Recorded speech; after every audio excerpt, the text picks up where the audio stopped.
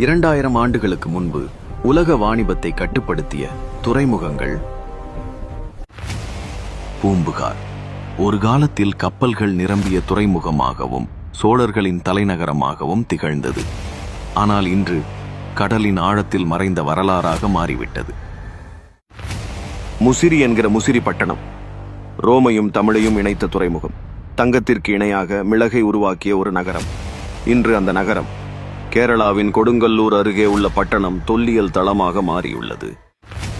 கோர்க்கை இது ஒரு உலக புகழ் பெற்ற முத்து துறைமுகம். கடல் பின்னோக்கி சென்றது.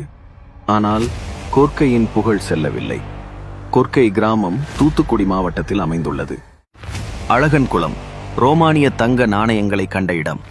தமிழக துறைமுகங்கள் உலக வாணிபத்தின் ஒரு பகுதியாக இருந்ததற்கான சான்றுதான் அழகன்குளம். இது ராமநாதபுரம் மாவட்டம் வைகை ஆற்றின் கரையில் அமைந்துள்ளது.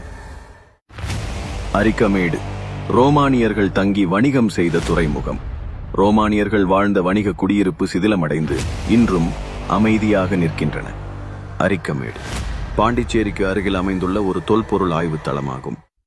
குதிரைமலை ஈழத்தில் இருந்த தமிழ் துறைமுகம். சங்க காலச்சேர மன்னனின் தள